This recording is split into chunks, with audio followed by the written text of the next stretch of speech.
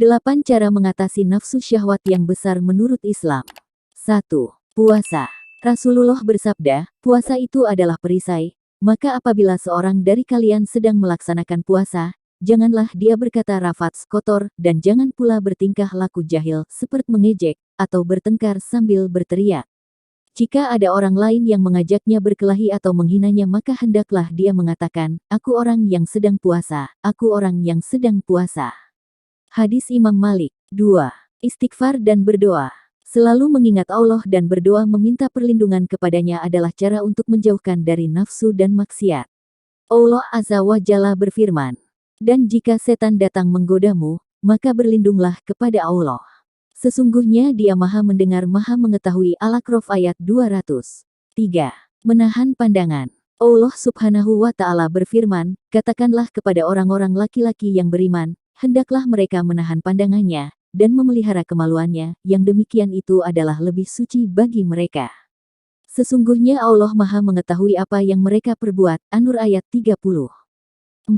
Memperbanyak baca Al-Quran. Allah Subhanahu wa Ta'ala berfirman, dan demikianlah, kami telah menurunkan Al-Quran itu sebagai peraturan yang benar dalam bahasa Arab.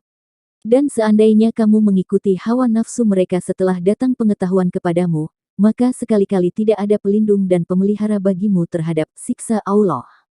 Ar-Ra'd ayat 37. 5. Berkumpul dengan orang soleh. Allah Azza wa Jalla berfirman, dan bersabarlah kamu bersama dengan orang-orang yang menyeru Rabb-nya di pagi dan di senja hari dengan mengharap keridhaan-Nya. Dan janganlah kedua matamu berpaling dari mereka karena mengharapkan perhiasan kehidupan dunia ini. Dan janganlah kamu mengikuti orang yang hatinya telah kami lalaikan dari mengingat kami, serta menuruti hawa nafsunya dan adalah keadaannya itu melewati batas. Al-Kahfi ayat 28. 6. Hindari pemicu nafsu syahwat dan aktif melakukan kegiatan positif. Segera hindari pemicu nafsu syahwat untuk mengendalikan hawa nafsu yang mungkin saja timbul. Blokir semua akses ke pemicu nafsu syahwat agar kita juga terhindar dari dosa, seperti pacaran. Hawa nafsu biasanya akan merasuk ke dalam jiwa orang-orang yang penuh dengan kekosongan, maka dari itu hendaklah melakukan banyak aktivitas yang baik. 7. Ingatlah dosa dan akibat buruk yang didapat. Dari Abu Hurairah berkata dari Nabi SAW, sesungguhnya Allah telah menetapkan terhadap anak-anak Adam bagian dari zina yang bisa jadi ia mengalaminya dan hal itu tidaklah mustahil. Zina mata adalah penglihatan. Zina lisan adalah perkataan di mana diri ini menginginkan dan menyukai serta kemaluan membenarkan itu semua atau mendustainya. Hadis Bukhari. 8. Menikah.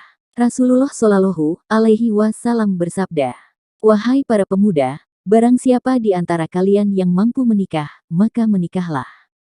Karena menikah lebih dapat menahan pandangan dan lebih memelihara kemaluan.